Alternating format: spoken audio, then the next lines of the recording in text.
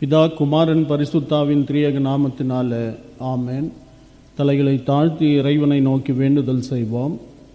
மகா இரக்கத்தில் ஐஸ்வர்யமுள்ள அன்பின் இறைவனே, கிருபையுள்ள கர்த்தாவே, ஆண்டவரே, இன்றைய நாளிலும் கூட ஒன்று கூடி உம்மை தொழுது கொள்ள ஆராதிக்க வந்திருக்கின்றோம். உம்முடைய கிருபையின் கரம் ஆசீர்வாதம் எங்களோடு தங்கியிருக்கட்டும்.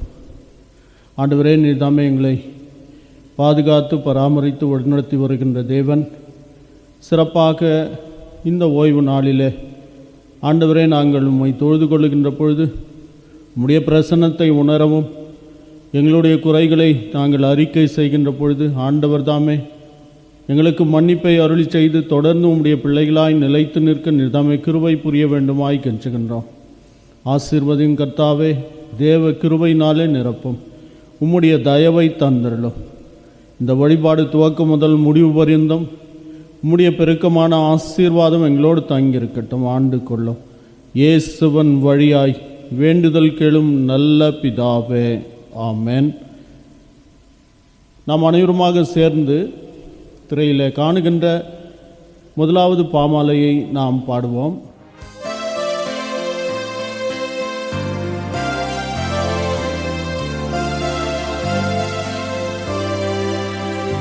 விண்ணோர்கள் போற்றும் ஆண்டவா, உம்மேன்மை அற்புதம். பாழிங்கு போல தோன்றுமே உம் கிருபாசனம். நித்யானந்த தயாபரா அல்பாவோமேகாவே, மாத்துயர் போற்றும் ஆண்டவா, ராஜாதி ராஜாவே.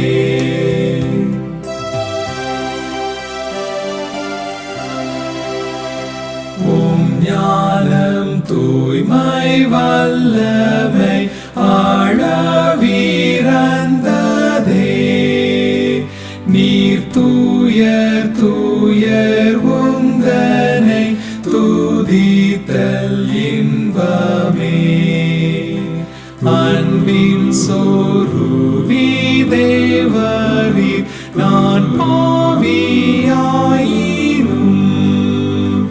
என் நெஞ்சை கேட்கிறீர், உம் சொந்தமாகவும்.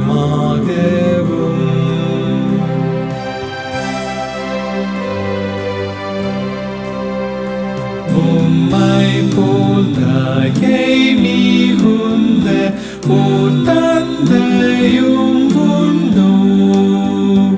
உம்மை போல் அன்பு நிறைந்த தாய் தானும் ஈடுண்டோ? என் பாவமெல்லாம் மன்னித்தீர், சுத்தாங்கம் நல்கினீர், என் குற்றமெல்லாம் தாங்கினீர், அன்பின் பிரவாகம் நீர்.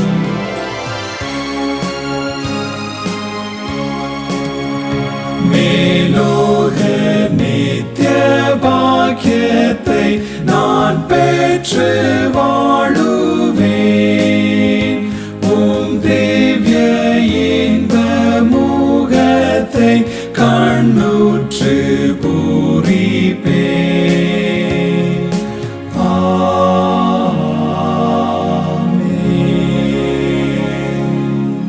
இறை வழிபாட்டு நூல் பக்கம் 76.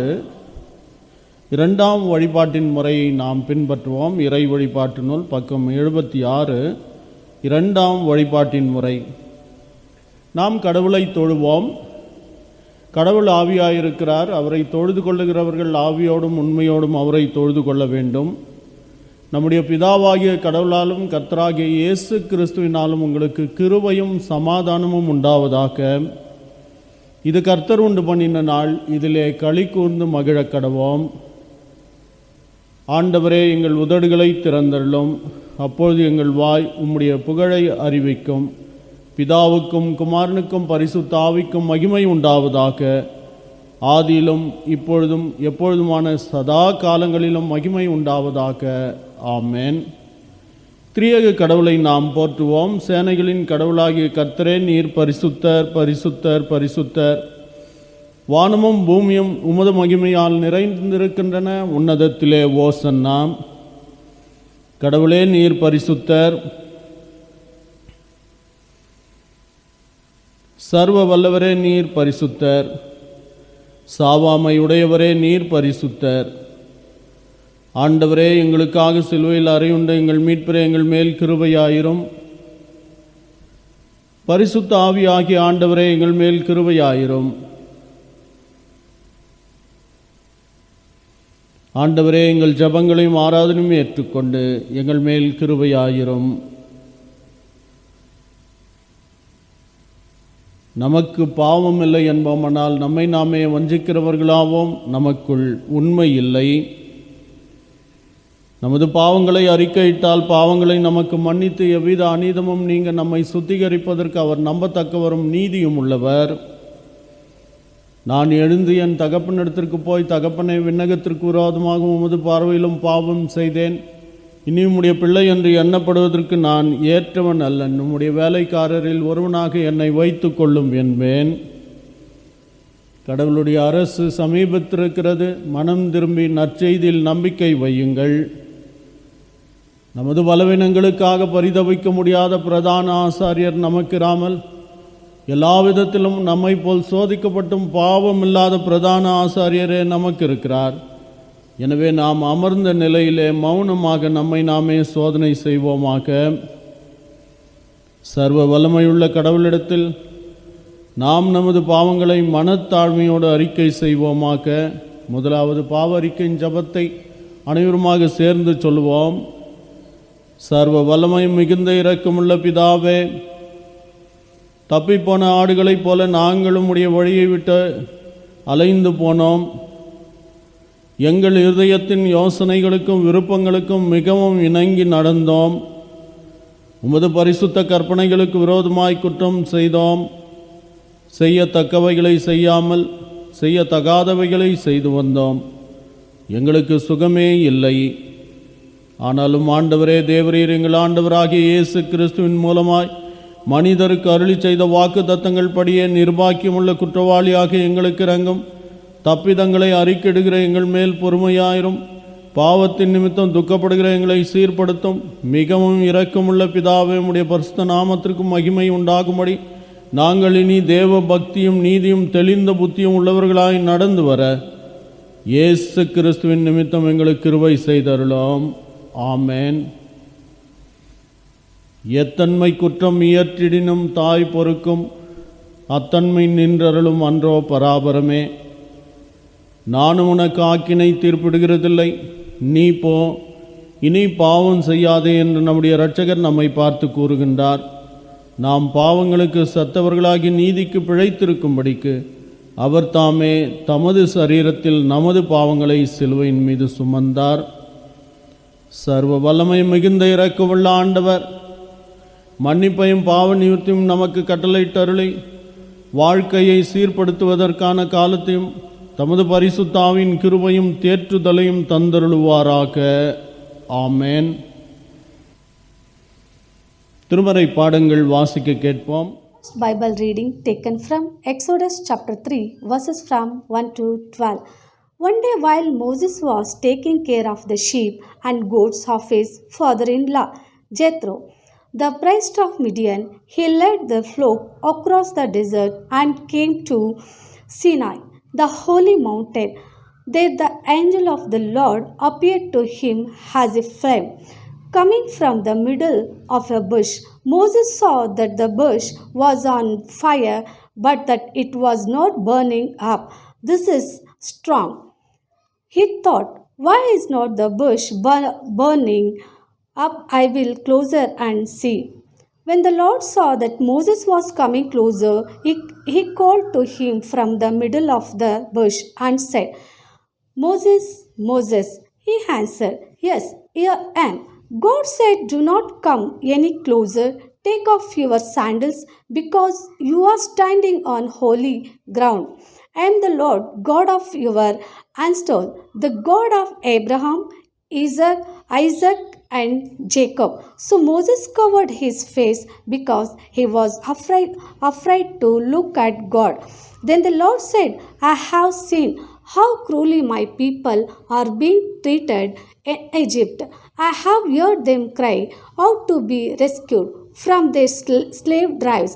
I know all about their suffering, and so I have come down to rescue them from the Egyptians and to bring them out of Egypt to a spices land, one which is rich and fertile, and in which the Canaanites, the Hittites, the Amorites, and the Perizzites, the Hivites, and the Jebusites now live. I have indeed heard the cry of people. I see how the Egyptians are oppressing them. Now I am sending you to the king of Egypt, so that you can lead my people out of his country. But Moses said, God, I am nobody. How can I go the king and bring the Israelite out of Egypt? God answered, I will be with you, and when you bring the people out of Egypt, you will worship me on this mountain. That will be the proof that I have sent you. This is the first Bible reading. வாசிக்க தெரிந்து கொள்ளப்பட்ட இரண்டாம் வேத பாடம் 2 தீமோத்தேயு 2ஆம் அதிகாரம் 1 முதல் 13 வரை. ஆதலால் என் குமாரனே, நீ கிறிஸ்து இயேசுவில் கிருபையில் பலப்படு. அநேக சாட்சிகளுக்கு முன்பாக நீ என்னிடத்தில் கேட்டவைகளை மற்றவர்களுக்கு போதிக்கத்தக்க உண்மையுள்ள மனுஷரிடத்தில் ஒப்புவி. நீயும் இயேசு கிறிஸ்துவுக்கு நல்ல போர் சேவகனாக தீங்கு அனுபவி. தண்டில் சேவகம் பண்ணுகிற எவனும் தன்னை சேவகம் எழுதி கொண்டவனுக்கு ஏற்றபடியாய் இருக்கும்படி பிழைப்பு கடுத்த அலுவல்களில் சிக்கிக்கொள்ள மாட்டான். மேலும் ஒருவன் மல்யுத்தம் பண்ணினாலும் சட்டப்படி பண்ணாவிட்டால் முடிசூடப்படான். பிரயாசப்பட்டு பயிரிடுகிறவன் பலனின் முந்திக் கொள்ள பங்கடைய வேண்டும். நான் சொல்லுகிறவர்களை சிந்தித்துக்கொள். கர்த்தர் எல்லா காரியங்களிலும் உனக்கு புத்தியை தந்தருள்வார். தாவீதின் சந்ததியில் பிறந்த இயேசு கிறிஸ்து என் சுவிசேஷத்தின்படியே மரித்தோரிலிருந்து எழும்பப்பட்டவர் என்றும் நினைத்துக்கொள். இந்த சுவிசேஷத்தின் நிமித்தம் நான் பாதகன் போல கட்டப்பட்டு துன்பத்தை அனுபவிக்கிறேன். தேவ வசனமும் கட்டப்பட்டு இருக்கவில்லை. ஆகையால் தெரிந்து கொள்ளப்பட்டவர்கள் கிறிஸ்து இயேசுவினால் உண்டான இரட்சிப்பை நித்திய மகிமையோடு பெற்றுக்கொள்ளும்படி சகலத்தையும் அவர்கள் நிமித்தமாய் சகிக்கிறேன். இந்த வார்த்தை உண்மையுள்ளது. என்னவெனில், நாம் அவரோடே கூட மரித்தோமானால் அவரோடே கூடவே பிழைத்திருப்போம். அவரோடே கூடவே பாடுகளை சகித்தோமானால் அவரோடவே ஆளுகையும் செய்வோம். நாம் அவரை மறுதளித்தால் அவரும் நம்மை மறுதளிப்பார். நாம் உண்மை இல்லாதவர்களாய் இருந்தாலும் அவர் உண்மை உள்ளவராய் இருக்கிறார். அவர் நம்மை தாம் மறுதளிக்க மாட்டார். தெரிந்து கொள்ளப்பட்ட வேத வசனம் வாய்த்தாயிற்று.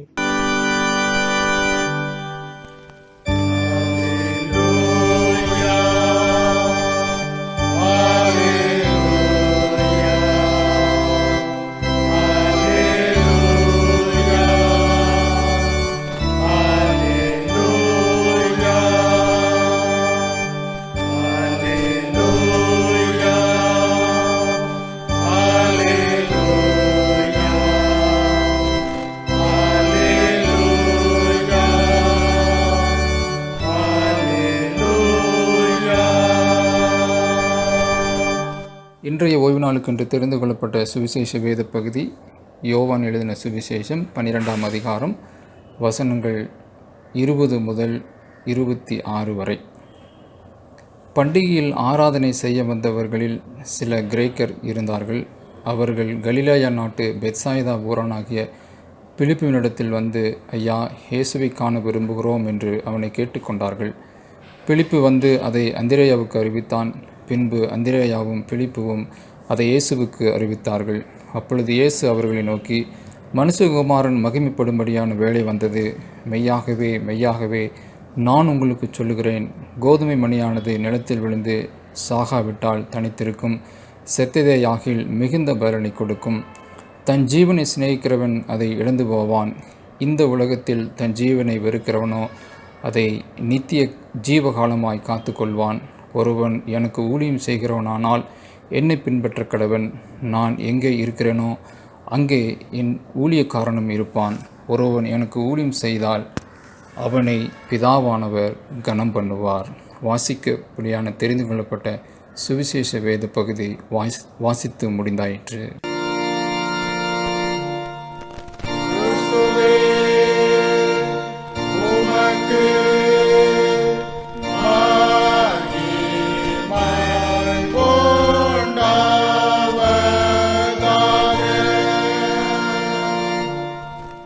நாம் அனைவருமாக சேர்ந்து கிறிஸ்தவ கீர்த்தனைகளில் திரையிலே காணுகின்ற பாடலை நாம் பாடுவோம்.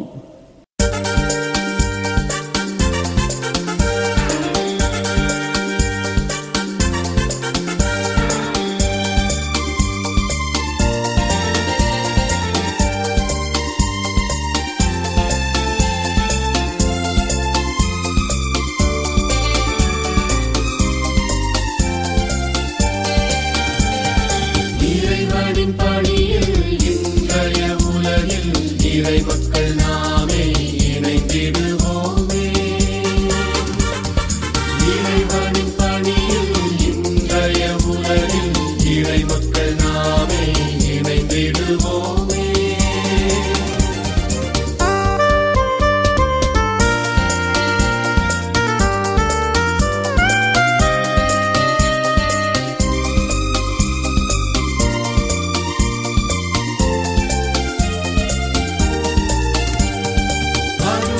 பிடியில் வாழ்ந்திடும் மனிதர் வளம் பெற உழைப்போம், வழிகாட்டிடுவோம்.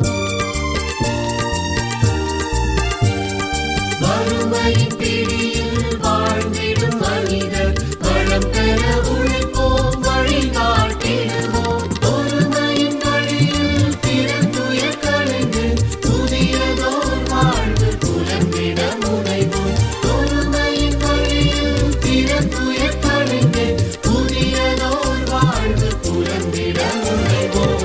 இறைவனின் பணியில் இன்றைய உலகில் இறை மக்கள் நாமே இணைந்திடுவோமே.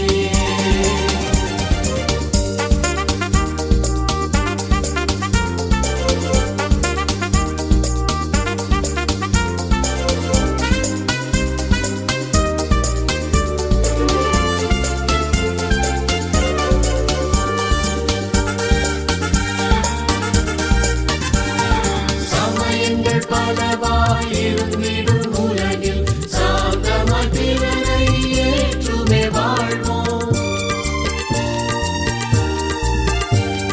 சமயங்கள் பலவாயிருந்திடும் உலகில் சாந்தமதிரனை ஏற்றுமே வாழ்வோம். இமயமதிரினை எழுந்திடும் வேளை இறையனின் பெயரில் இணைந்திட முயல்வோம்.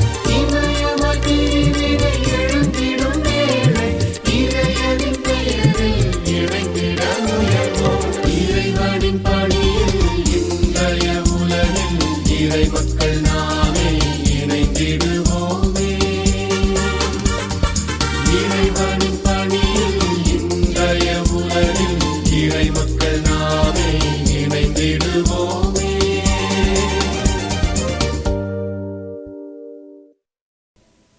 அன்பின் இறைவனே, கிருபை உள்ள கர்த்தாவே, இந்த காலை நேரத்திற்காக நன்றி சுவாமி. உம்முடைய கிருபையின் கரம், ஆசீர்வாதம், வழிநடத்துதல் எங்களோடு இருந்து இன்றைய நாளிலும் கூட உம்முடைய வழிபாட்டில் ஈடுபட, இந்த நேரத்தில் உம்முடைய திருவசனத்தை கேட்க ஆண்டவர் தாமே கிருபை செய்திருக்கின்றீர். நன்றி ஆண்டவரே.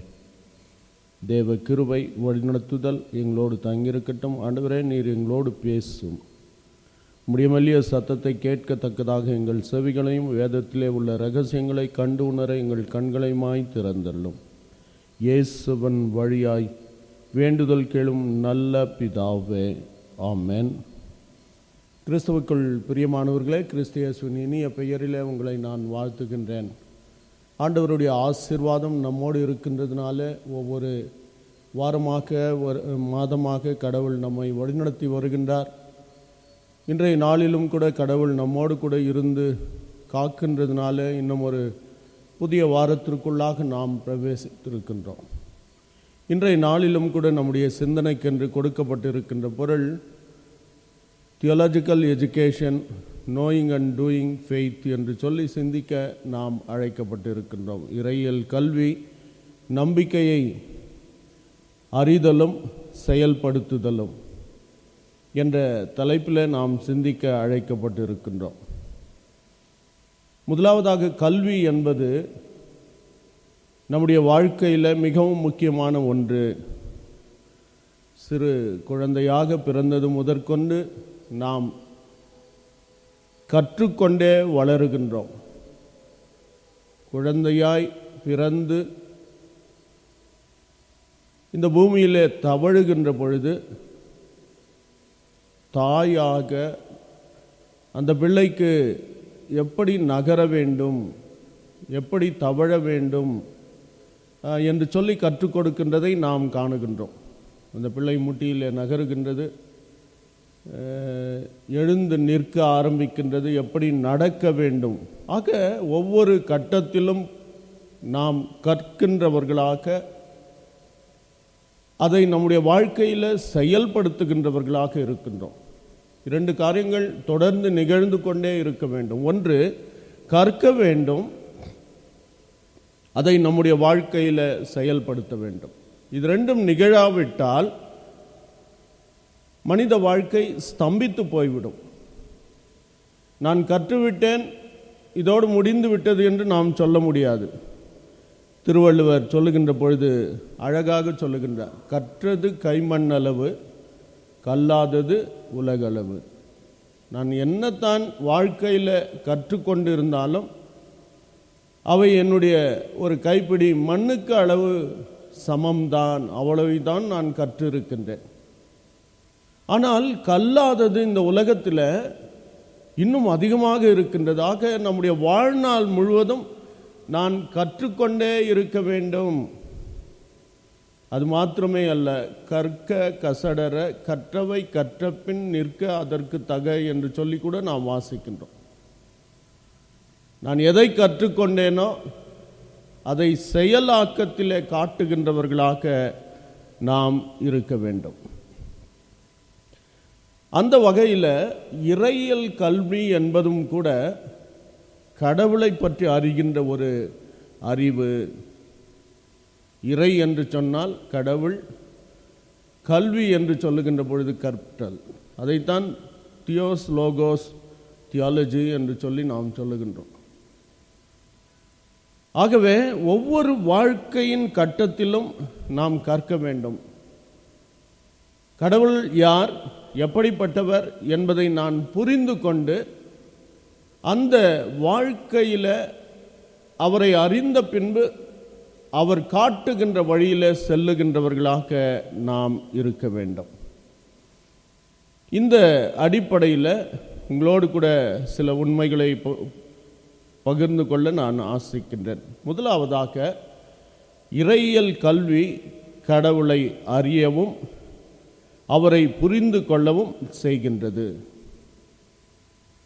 இறைவனை பற்றி நான் கற்கின்ற பொழுது நான் எதை கற்றுக்கொள்ளுகின்றேன்? ஆண்டவரை பற்றி நான் புரிந்து கொள்ளுகின்றேன். என்னுடைய வாழ்க்கையில் இவர் எப்படிப்பட்டவர், அவர் யார், அவருக்கும் எனக்கும் என்ன தொடர்பு இருக்கின்றது என்பதை நாம் புரிந்து கொள்ளுகின்றவர்களாக இருக்கின்றோம். 3 திருமறை பாடங்கள் நாம் வாசிக்க கேட்டோம்.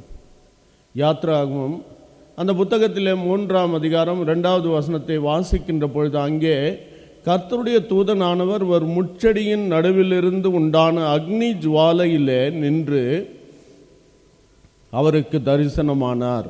அப்பொழுது அவன் உற்று பார்த்தான். முட்செடி அக்னியால் ஜுவாலித்து எரிந்தும் அது வெந்து போகாமல் இருந்தது. ஆண்டவர் தன்னை மோசேவுக்கு இந்த இடத்திலே வெளிப்படுத்துகின்றார். அப்படி வெளிப்படுத்துகின்ற பொழுது ஆண்டவர் ஒரு செயல்பாட்டின் மூலமாக, ஒரு கிரியையின் மூலமாக தன்னை வெளிப்படுத்துகின்றதை நாம் காணுகின்றோம். அது என்ன கிரியை, எப்படி என்று சொல்லி பார்க்கின்ற பொழுதுதான் இஸ்ரவேல் மக்கள் எகிப்திலே அடிமைத்தனத்தில் சிக்கி உரிமை மறுக்கப்பட்டவர்களாய், ஓரங்கட்டப்பட்டவர்களாய், முகவரி அற்றவர்களாய் நடத்தப்படுகின்றார்கள். இதுதான் சூழல். இந்த சூழலில் கடவுள் என்ன செய்கின்றார் என்பதைத்தான் இந்த இடத்துல நாம் காணுகின்றோம். 3 காரண காரியங்கள் ஆண்டவர் தன்னை மோசேவுக்கு வெளிப்படுத்த இந்த இடத்துல சொல்லப்படுகின்றது. ஒன்று,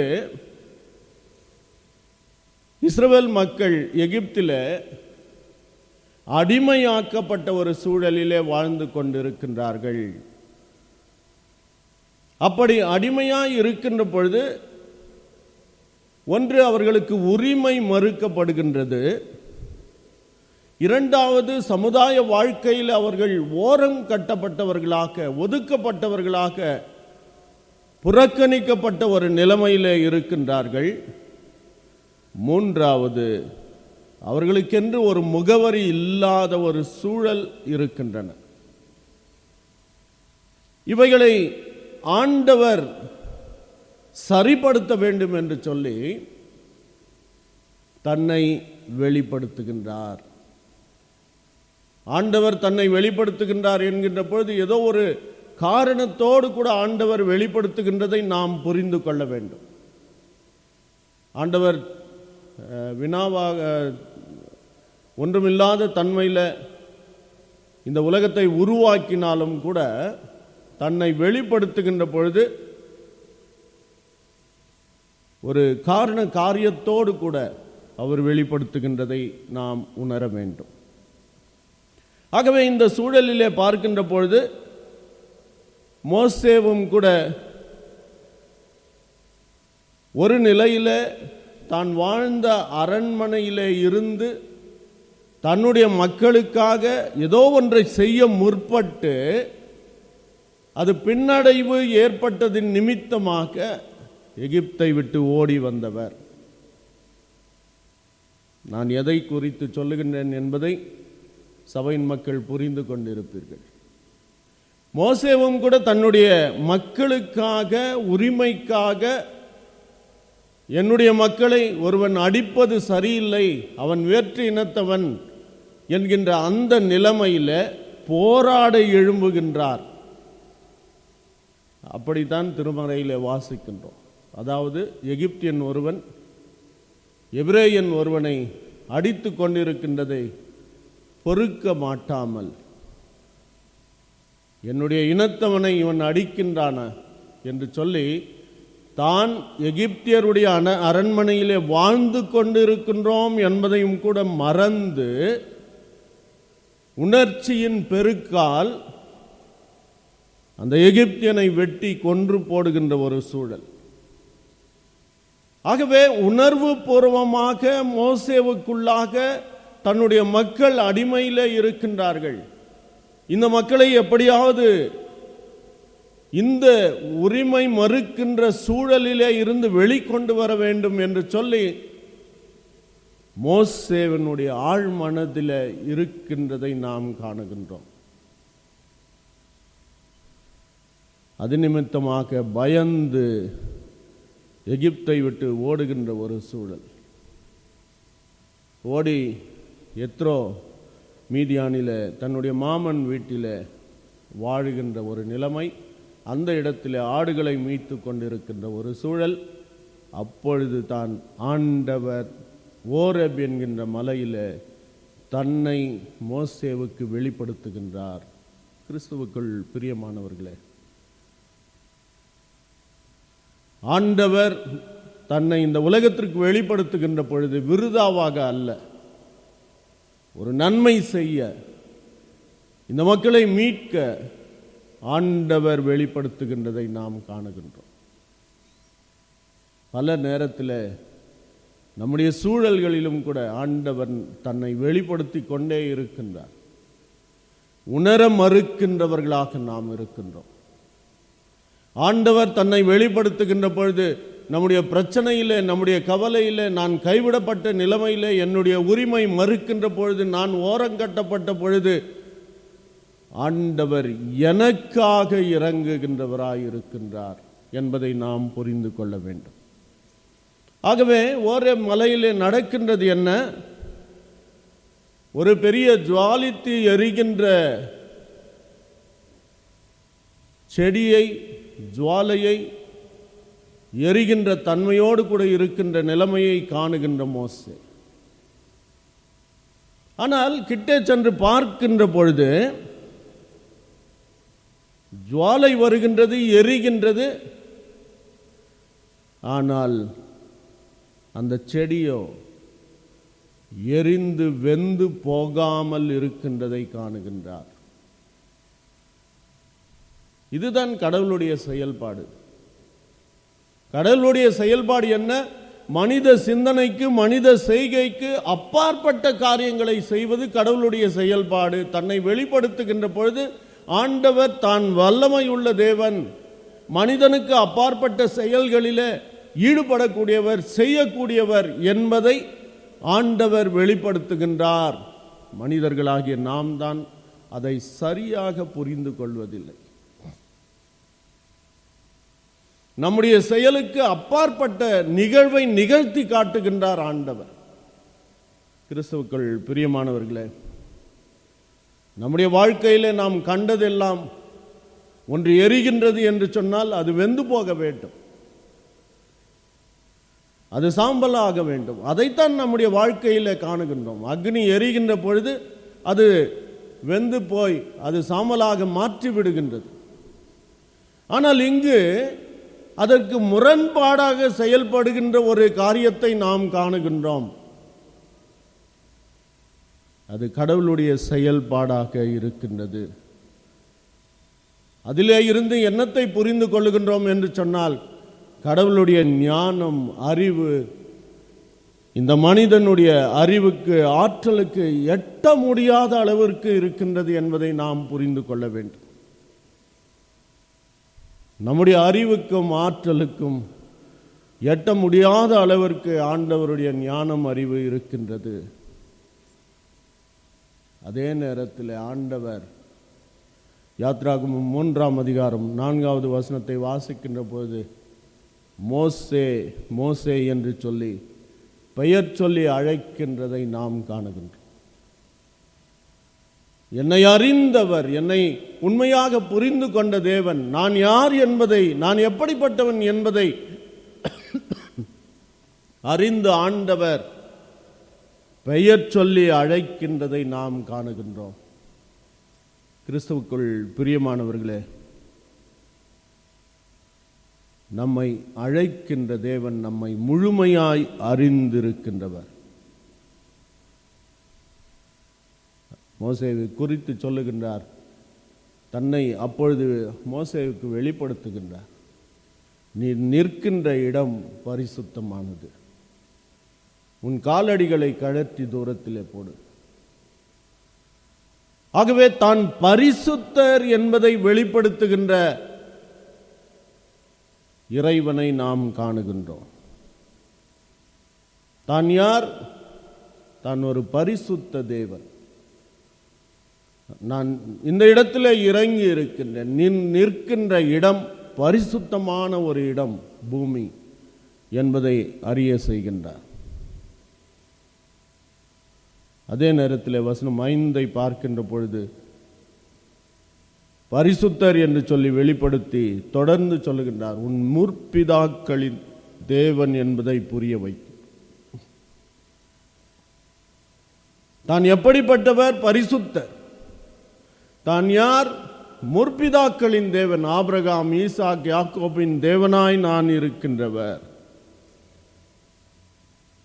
ஆகவே இந்த இடத்துல மோசேவுக்கு இல்லாத ஒரு அறிவை ஆண்டவர் தருகின்றார். இறையியல் கல்வி என்பது நாம் அறிந்திராத, நாம் நம்முடைய அறிவுக்கு எட்டாத, நாம் புரிந்து கொள்ள முடியாத ஒன்றை தருகின்ற ஒன்று தான் இறையியல் கல்வி.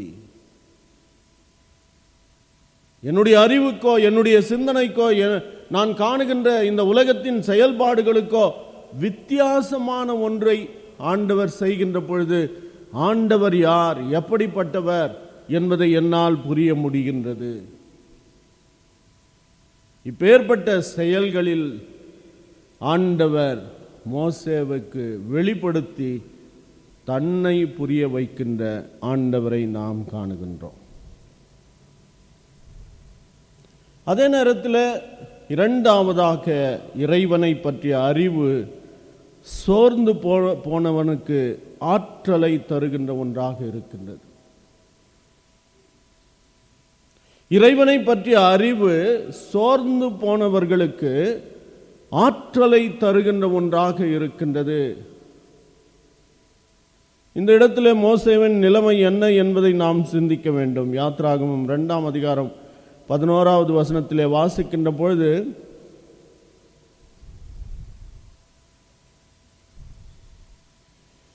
மோசே தான் பெரியவனான பொழுது அவன் சகோதரிடத்தில் போய் அவர்கள் சுமை சுமக்கிறதை பார்த்து தன் சகோதரரில் எபிரேயரில் ஒருவன் அடிக்கிறதை கண்டு அங்கும் இங்கும் பார்த்து ஒருவரும் இல்லை என்ற அறிந்து எகிப்தியனை வெட்டி மண்ணிலே புதைத்து போட்டார். இந்த ஒரு நிகழ்வு நடைபெறுகின்றது. அதே நேரத்தில் 14வது வசனத்தை வாசிப்போம் என்று சொன்னால், எகிப்தியனை போல என்னையும் கொன்று போட நினைக்கின்றாயோ என்று சொல்லி எபிரேயனே கேள்வி கேட்கின்றதை அங்கு சமரசம் செய்ய மோசே சொல்லுகின்ற பொழுது, எபிரேயனை போல என்னையும் கொன்று போட நினைக்கின்றாயோ என்று சொல்லி சொல்லுகின்ற எபிரேயனை நாம் காணுகின்றோம். கிறிஸ்துவுக்குள் பிரியமானவர்களே, எகிப்தியனை அழித்து போட்டது உணர்வு பூர்வமாக என்னுடைய மக்களை இவன் அடிமைப்படுத்துகின்றான் என்ற ஒரு நிலைமையில், எபிரேயருக்குள்ளே சமரசம் செய்கின்ற பொழுது அதை அவர்கள் தவறாக புரிந்து கொள்ளுகின்ற ஒரு நிலைமை. ஆக மோசே இங்கு எங்கு நிற்கின்றார்? ஒரு புறத்திலே எகிப்தியனை அழித்து போட்ட கொன்று போட்ட கொலையாளியாக சமுதாயத்திற்கு காட்டப்படுகின்றதை நாம் காணுகின்றோம். ஆக சமுதாயத்தின் முன்னிலையிலே கூனி குறுகி போன ஒரு ஸ்ட்ரேச்சர் நிலைமையிலே இருக்கின்ற மோசேவை நாம் காணுகின்றோம். பயம் பற்றி கொள்ளுகின்றது. ஆக இந்த சமுதாயத்திலே இருந்து ஓடிவிட வேண்டும், விலக வேண்டும் என்கின்ற ஒரு நிலைமையில மோசே ஓடி போகின்றதை நாம் காணுகின்றோம். தான் செய்த செயலினாலே தன்னுடைய உரிமை, தன்னை அங்கீகரிக்கின்ற தன்மை மறுக்கப்படுகின்றது சமுதாயத்தின் மத்தியில். எனவே மோசேவுக்கு ஒரு பெருத்த பயம், கலக்கம், கவலை, ஆற்றல் இழந்த ஒரு சூழல். அதனாலே தான் மோசே ஓடி போகிறார். இதே விதமான தருணத்தை யோவான் 8ஆம் அதிகாரம் 4 நாம் காணுகின்றோம். விபச்சாரத்திலே கையும் மெய்யுமாய் பிடிக்கப்பட்ட ஒரு பெண்ணை ஆண்டவரிடத்திலே கொண்டு வருகின்றார்கள். ஆண்டவரே, இந்த ஸ்திரீ விபச்சாரத்திலே கையும் மெய்யுமாய் பிடிக்கப்பட்டவர், இப்படிப்பட்டவர்களை கல்லெறிந்து கொல்ல வேண்டும் என்று சொல்லி மோசே நியாய பிரமாணத்தில் நமக்கு கட்டளையிட்டு இருக்கிறார். நீர் என்ன சொல்லுகின்றீர், நீர் என்ன சொல்லுகின்றீர் என்று சொல்லி ஆண்டவரிடத்தில் வினவுகின்ற ஒரு கூட்டம். இந்த இடத்துல பார்க்கின்ற பொழுது விபச்சாரத்தில் கையுமையுமாய் பிடிக்கப்பட்ட பெண்ணின் நிலைமை எப்படி இருக்கும்? பயம், கலக்கம், தன் கண்முன்னே தன்னுடைய அழிவை காணப்போகின்ற ஒரு சூழ்நிலை. அவளுக்குள்ளாக அப்பேற்பட்ட ஒரு கலக்கம். இன்னும் சிறிது நேரத்தில் அனைவராலும் கல்லெறியப்பட போகின்றோம், நாம் கொல்லப்பட போகின்றோம் என்ற ஒரு நிலைமையிலே அந்த பெண் நின்று கொண்டிருக்கின்றாள்.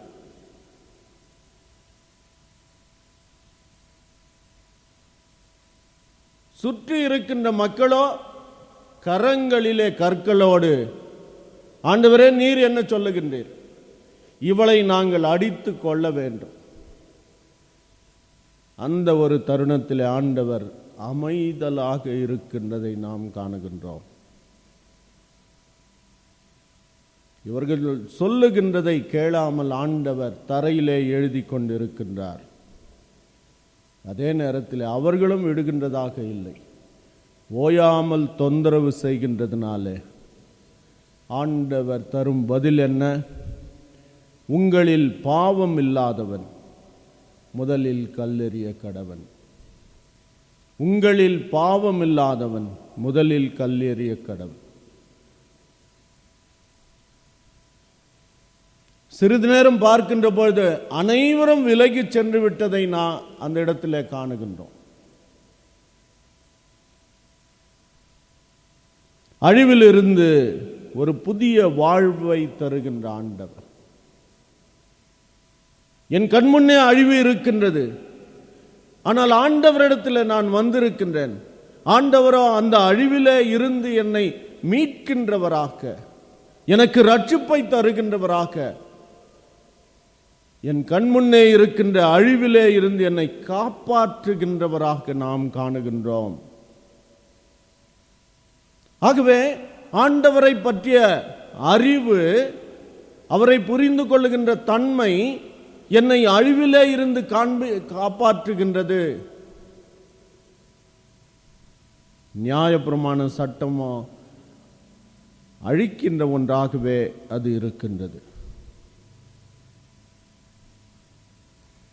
ஆற்றல் அற்ற ஒன்றுமற்ற நிலைமையிலே இருக்கின்றவர்கள் ஆண்டவர் இடத்திலே வருகின்ற பொழுது ஆற்றலை தருகின்றவர் அவர்.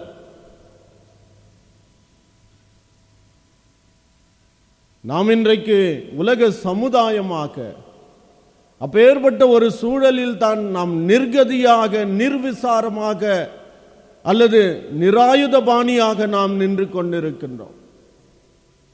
இந்த பெரும் தொற்றிலே இருந்து எனக்கு யார் விடுதலை தர முடியும்? யார் எங்களை காப்பாற்றுவார்? மருந்துகள் கண்டுபிடிக்கப்பட்டதாக சொன்னாலும் கூட இந்த தாக்கத்திலே இருந்து முழுமையாய் விடுதலை செய்ய முடியவில்லையே என்கின்ற ஒரு நிலைமையிலே நாம் வாழ்ந்து கொண்டிருக்கின்றோம். அப்படி நிராயுதபாணியாக இருக்கின்ற பொழுது ஆண்டவரிடத்திலே வருவோம் என்று சொன்னால், இந்த ஆண்டவர் அழிவிலே இருந்து நம்மை மீட்கின்றவராக, நமக்கு ரட்சிப்பை தருகின்றவராக, இழந்து போன ஆற்றலை எனக்கு திரும்ப புதுப்பிக்கின்றவராக அவர் இருக்கின்றார். கிறிஸ்துவுக்குள் பிரியமானவர்களே, நான் ஒன்றும் இல்லை என்கின்ற நினைவோடு ஆண்டவரிடத்திலே வர வேண்டும்.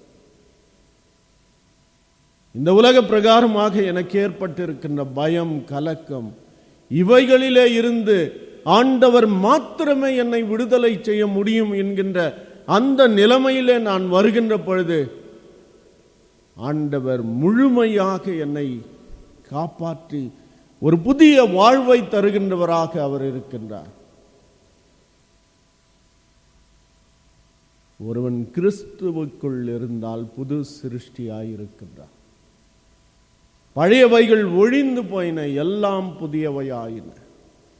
நான் கிறிஸ்துவை பற்றி அறிந்து கொண்டு அவருக்குள்ளாக வாழ ஆரம்பிக்கின்ற பொழுது அவர் என்னை முழுமையாய் மாற்றுகின்றவராக இருக்கின்றார். ஆகவே கிறிஸ்துவுக்குள் அருமையானவர்களே, ஆற்றல் அற்ற சூழலிலே எனக்கு ஆற்றலை தந்து அவருடைய பிள்ளையாகவே என்னை வழிநடத்துகின்றது தான் இறையியல் கல்வி, ஆண்டவரை பற்றி அறிகின்ற அறிவு. ஆகவே அதை நான் பின்பற்றுகின்ற மக்களாக நாம் இருக்க வேண்டும். மூன்றாவதாக, நாமும் அவர் பணி செய்ய இந்த இறையியல் கல்வி நம்மை அர்ப்பணிக்க தூண்டுகின்றது. ஆண்டவரை அறிந்து கொண்டேன், அவர் எனக்கு தந்த ஆற்றலினாலே நான் வாழ்ந்து கொண்டிருக்கின்றேன், அதோடு முடிந்து விடுகின்றதில்லை. நான் பெற்றுக்கொண்ட அறிவை, நான் பெற்றுக்கொண்ட ஆற்றலை வைத்து அவருடைய பிள்ளையாக நான் என்னை அர்ப்பணித்து நான் தொடர்ந்து அவருடைய பணி செய்யவே இறையியல் கல்வி என்னை தூண்டுகின்ற ஒன்றாக இருக்கின்றது. யாத்ராகமம் 3ஆம் அதிகாரம் 10வது வசனத்திலே வாசிக்கின்ற பொழுது, நீ இஸ்ரவேல் புத்திரராகிய என் ஜனத்தை எகிப்திலிருந்து அழைத்து வரும்படி உன்னை பார்வோனிடத்திற்கு அனுப்புவேன். ஆண்டவர் என்னை அழைக்கின்றதின் நோக்கம் என்ன? எனக்கு ஒரு பொறுப்பை தந்து அந்த பொறுப்பை நிறைவேற்றத்தக்கதாகவே ஆண்டவர் என்னை அழைத்து அந்த பொறுப்பை தருகின்றவராக இருக்கின்றார். அதற்குரிய தகுதியோ திறமையோ அறிவோ ஞானமோ ஆற்றலோ என்னிடத்தில் இல்லாமல் இருக்கலாம்.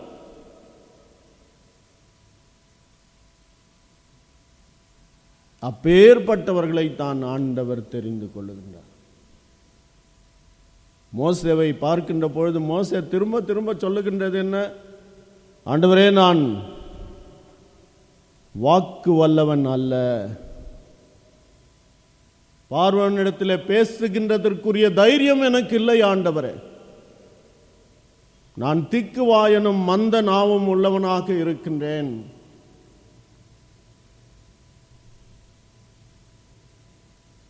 ஆனாலும் ஆண்டவர் விடுகின்றதாக இல்லை. அந்த மோசேவை தகுதிப்படுத்தி அவருக்குள்ளாக திறமையை தந்து ஆண்டவர் அனுப்புகின்றதை நாம் காணுகின்றோம்.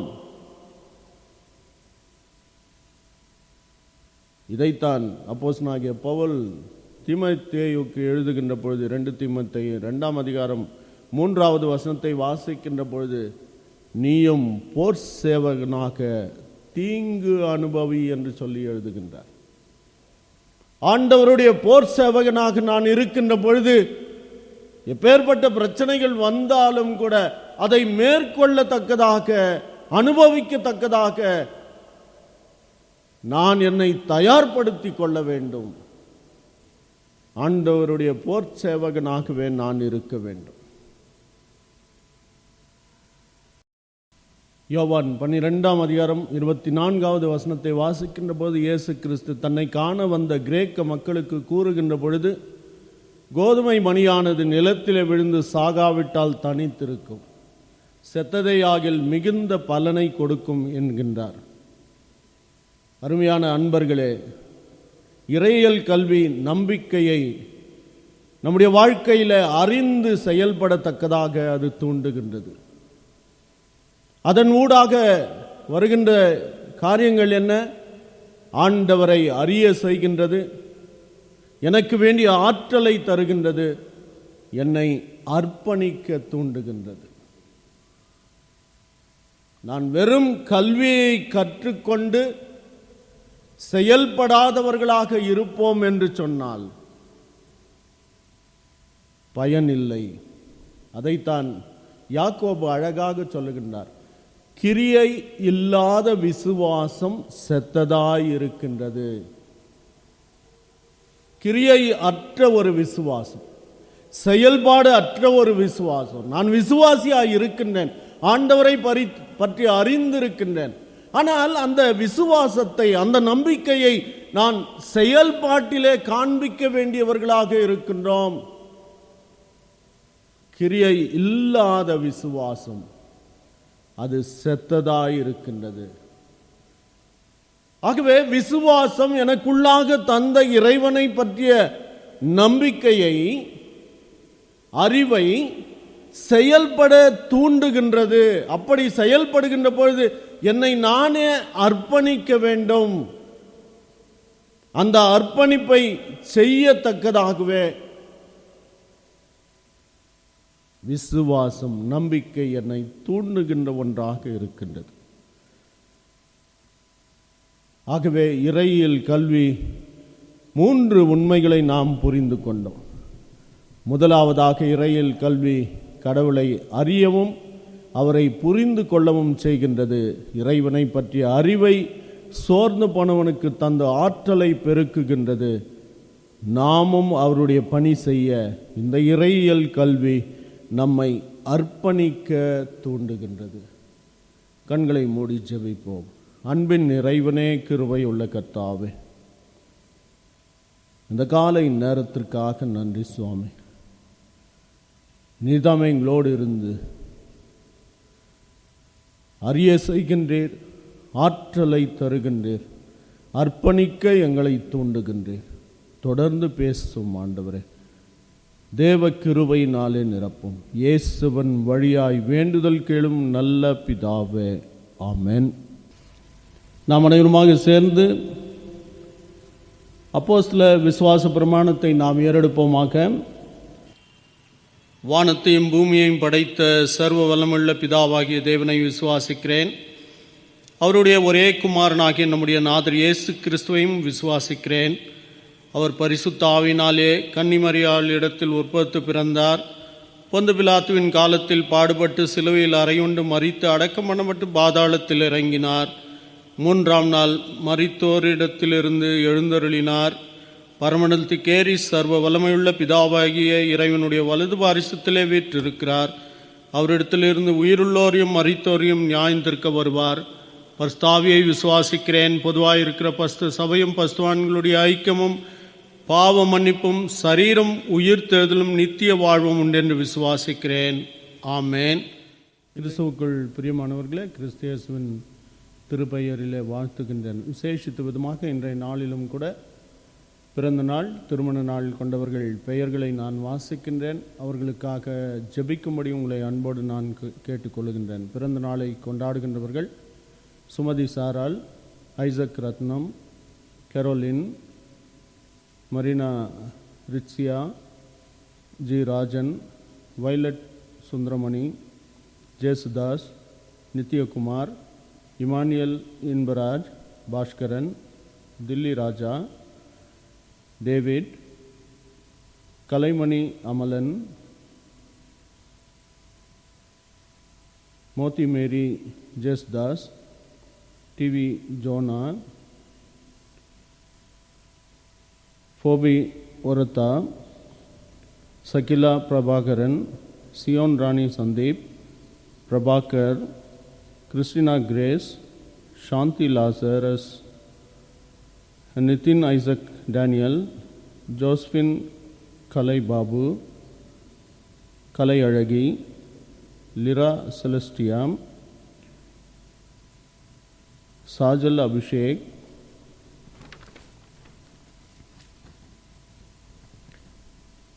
Kingsley Silvan, Jhansi Rani Santhosh, Suganthi Jayakanthan, Margaret Uma Mukundan, Jayasuba Shaju, Vijayakumar, Adrian Samuel Raj, Jayden Kiran, Rathnakumar, Pramila Johnson, Elizabeth Christopher, Jonas Raj, Priyanka Hannah, Shanthakumari, Stella Mary, Pushparani, Godwin Brian S ஆகிய இவர்கள் இன்றைய நாட்களிலே பிறந்த நாளை கொண்டாடி இருக்கின்றார்கள். கர்த்தருடைய ஆசீர்வாதம் இவர்களோடு இருந்து இன்னும் அநேக பிறந்த நாட்களை காணத்தக்கதாக ஆண்டவர் கிருபை செய்து வழிநடத்துவாராக. இவர்களுக்காக ஜெபிப்போம். அதே நேரத்தில் இன்றைய நாட்களிலும் கூட திருமண நாளை கொண்டாடுகின்றவர்கள் பெயர்களையும் கூட நான் வாசிக்கின்றேன். அவர்களுக்காக ஜெபிக்கும்படி அன்போடு நான் கேட்டுக்கொள்கின்றேன்.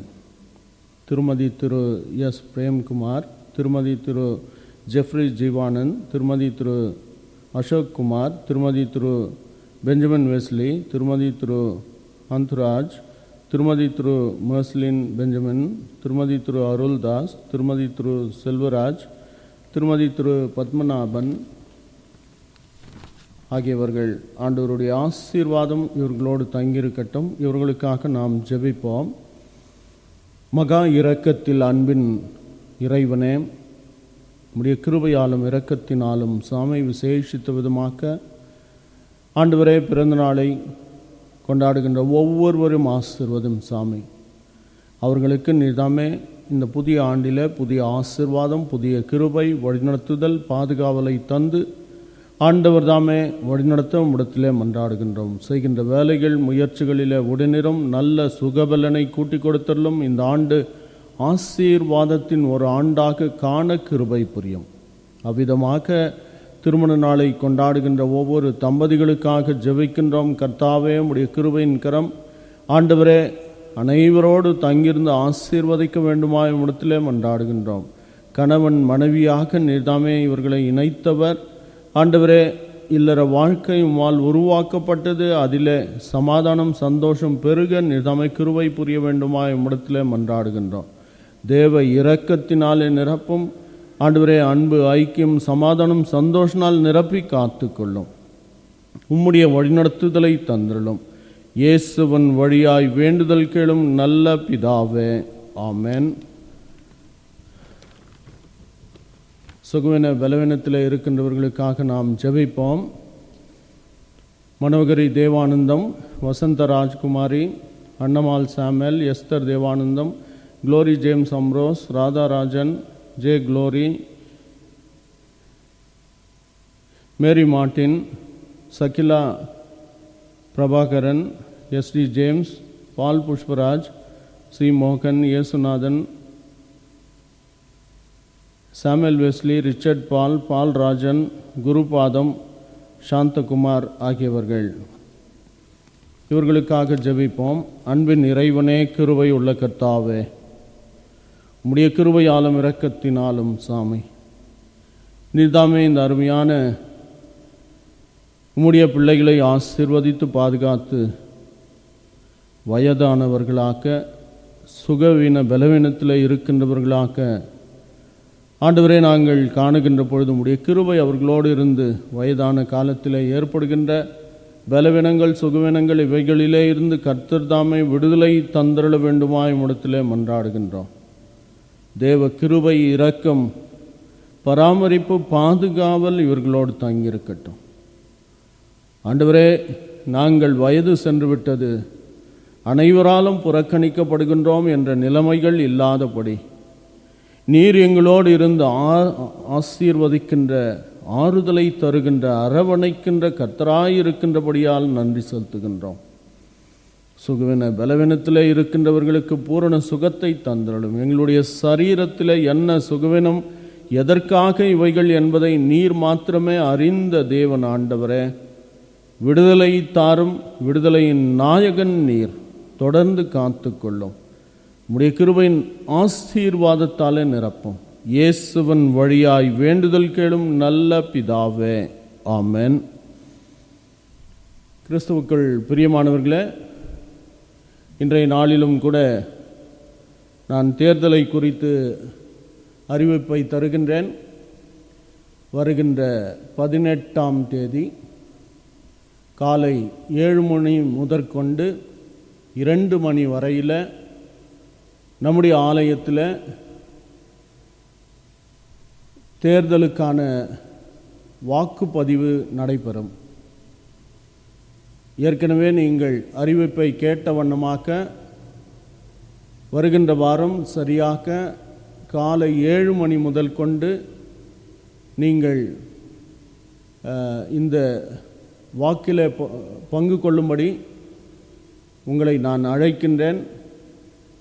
எனவே வாக்கு பதிவு செய்ய நீண்ட அவர்ஸ் காலம் கொடுக்கப்பட்டிருக்கின்றது. அதை பயன்படுத்தி எல்லோரும் ஒரே குழுவாக வந்துடக்கூடாது.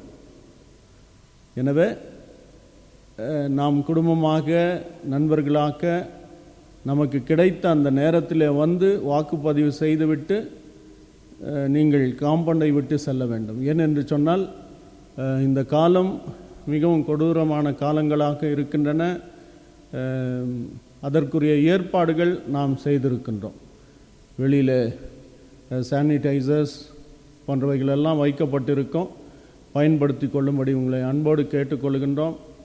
அதே நேரத்தில் நீங்கள் வாக்களித்து செல்லுகின்ற பொழுதும் கூட உங்கள் கரங்களை சானிடைசர்ஸ் மூலமாக சுத்தம் செய்து கொண்டு செல்ல வேண்டும் என்பதையும் கூட நான் கேட்டுக்கொள்கின்றேன். வருகின்ற பொழுது தயவு கூர்ந்து முகக்கவசம் மாஸ்க் போடப்பட்டவர்களாக நீங்கள் வர வேண்டும்.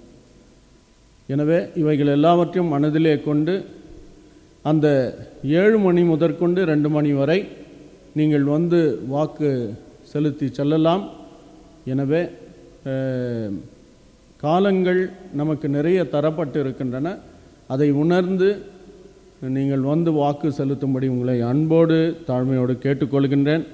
எனவே இதை மறக்காமல் கடைபிடிக்கும்படி உங்களை அன்போடு நான் கேட்டுக்கொள்கின்றேன். ஜெபிப்போம். அன்பின் இறைவனே, கிருபையுள்ள கர்த்தாவே, இன்றைய நாளிலும் கூட உம்முடைய கிருபையின் ஆசீர்வாதம் எங்களோடு இருந்து இறையியல் கல்வி அதிக நாங்கள் கற்றுக்கொள்ள வேண்டும், படிக்க வேண்டும், திருமறையின் வாயிலாக புரிந்து கொள்ள வேண்டும். இறைவனை பற்றிய அறிவை நமக்கு தருகின்றது. அந்த அறிவின் மூலமாய் ஆற்றலற்ற சூழலிலே எனக்கு ஆற்றலை தருகின்றது. அதே நேரத்தில் அவருடைய பிள்ளையாக இந்த உலகத்தில் அர்ப்பணிக்க தூண்டுகின்றது என்பதை புரிந்து கொண்டு நாங்கள் நடக்க கிருபை புரியும். இந்த வழிபாட்டில் கலந்து கொண்ட அல்லது கேட்க தவறின சிறு பிள்ளைகள், வாலிப பிள்ளைகள், பெரியோர்கள், வயோதிபர்கள், எங்களுடைய சபையை சார்ந்த அனைவரையும் குடும்பங்களையும் உடைய கரத்திலே தருகின்றோம். படிக்கின்ற பிள்ளைகளுக்கு வேண்டிய கல்வி அறிவை தந்தருளும், ஞானத்தினாலே நிரப்போம். ஆண்டவரே, வாலிப பிள்ளைகளை ஆசீர்வதியும். இவர்கள் உம்முடைய பிள்ளைகளாகவே வழிநடத்தப்பட நிர்தாமை கிருபை புரியும். இரக்கமுள்ள ஆண்டவரே, அதே நேரத்தில் உம்முடைய கிருபையின் கரம் ஆண்டவரே தாய்மார்களை ஆசீர்வதியும். உடைய கிருபையினாலே காத்து கொள்ளும். வேலை செய்கின்றவர்கள், தொழில் புரிகின்றவர்கள், வியாபாரம் செய்கின்றவர்கள், இந்த கொடிய காலங்களிலே பலர் வேலையை இழந்து இருந்தாலும் கூட மறுபடியும் அவர்களுக்கு ஒரு நல்ல வேலை வாய்ப்புகளை தந்து குடும்பத்தை நிர்வகித்து செல்லத்தக்கதான கிருபையை, தகுதியை ஆண்டவர் தாமே தந்தருள வேண்டுமா உம்மிடத்திலே மன்றாடுகின்றோம். உம்முடைய கிருபையினாலே காத்துக்கொள்ளும். வயது சென்றவர்களுக்காக, கர்ப்பஸ்திரிகளுக்காக, கணவன் மனைவியை இழந்தவர்களுக்காக, இல்லங்களிலே சுகவீன பலவீனத்திலே இருக்கின்றவர்களுக்காக ஜெபிக்கின்றோம். இந்த தொற்று வியாதியிலே இருந்து ஆண்டவர் தாமே சிறிது சிறிதாக எங்களுக்கு தந்திருக்கின்ற இந்த சுகத் பலனுக்காக கூட நன்றி செலுத்துகின்றோம். இன்னும் பூரண சுகத்தை, பலனை ஆண்டவர் தாமே எங்களுக்கு தந்திரள வேண்டுமாய் உம்மிடத்திலே மன்றாடுகின்றோம். உம்முடைய கிருபையினாலே காத்துக்கொள்ளும். சபையிலே உள்ள அனைத்து குடும்பங்களையும் ஆண்டவரே, இந்த சத்தத்தை கேட்கின்ற ஒவ்வொருவரையும் ஆண்டவரே, தூரத்திலே சமீபத்திலே இருக்கின்ற அனைவரையும், இந்த சமுதாயத்தின் மக்களையும், உலகத்திலே இருக்கின்ற அனைவருக்காக கூட மன்றாடுகின்றோம். ஆண்டவரே, இன்னுமாய் எத்தனையோ சுகவீன பலவீனங்களிலே இருக்கின்றவர்களை தொட்டு சுகப்படுத்தி ஆசீர்வதிக்க வேண்டுமாய் உம்மிடத்திலே மன்றாடுகின்றோம். தேவ கிருபையினாலே நிரப்போம். உம்முடைய தயவை தந்துள்ளோம். எல்லாவற்றுக்கும் மேலாக உம்முடைய கிருபையின் கரம் எங்களோடு இருக்கட்டும். நடைபெறுகின்ற தேர்தலுக்காக ஜெபிக்கின்றோம். உம்முடைய பரிபாலன குழுவை நீர்தாமே தெரிந்து கொண்டு இந்த சபையை நீர் முன்னின்று வழிநடத்தும். காத்துக்கொள்ளும். தேவ வழிநடத்துதலை தந்தருளும். இயேசுவின் வழியாய் வேண்டுதல் கேளும் நல்ல பிதாவே, ஆமென். நம்முடைய கர்த்தராகிய இயேசு கிறிஸ்துவின் கிருபையும், பிதாவாகிய தேவனின் அன்பும், பரிசுத்த ஆவியின் ஐக்கியமும், வழிநடத்துதல், சமாதானம் நாம் அனைவரோடும் இன்றும் என்றும் சதா காலங்கள் தங்கி நிலைத்திருப்பதாக.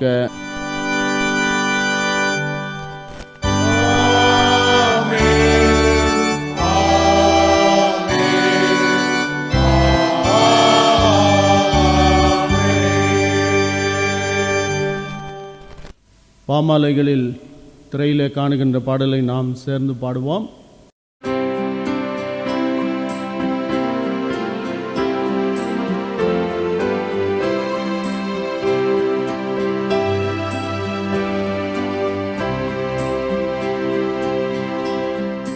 யாரை நான் புகழுவேன், யாரை நான் அறிகிறேன், என் கதியும் பங்கும் யார்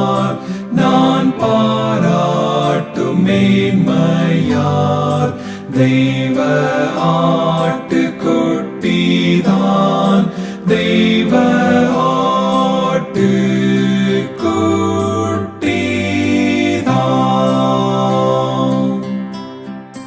யார் நான் நிற்கும் கண்மாலை, யார் என் தீட நம்பிக்கை, குற்றத்தை சுமந்தோர் யார், தெய்வ நேசம் தந்தோர் யார், தெய்வ ஆட்டுக்குட்டிதான்,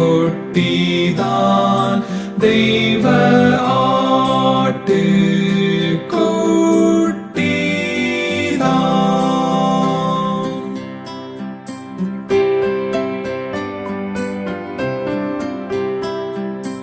எந்தன் பிராணபலன் யார், ஆத்துமத்தின் சாரம் யார், யாரால் பாவி நீதிமான், யாரால் தெய்வ பிள்ளை நான், தெய்வ ஆட்டுக்குட்டிதான், தெய்வ ஆட்டுக்குட்டிதான்.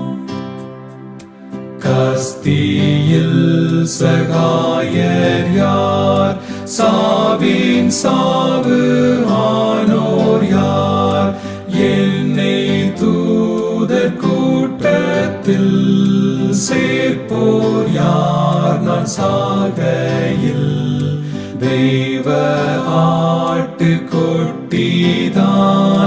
தெய்வ ஆட்டுக்குட்டிதான்.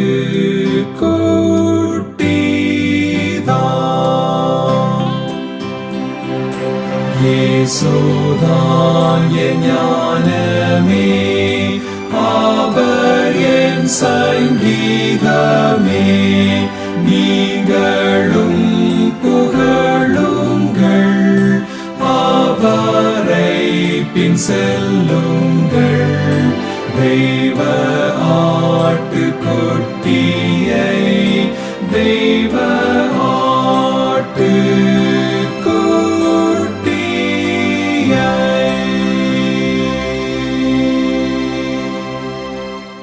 ஆண்டவர் உங்களோடு இருப்பாராக, அவர் உமது ஆவியோடும் இருப்பாராக. சமாதானத்தோടെ கடந்து செல்வோம். கர்த்தரின் நாமத்தினாலே ஆமென்.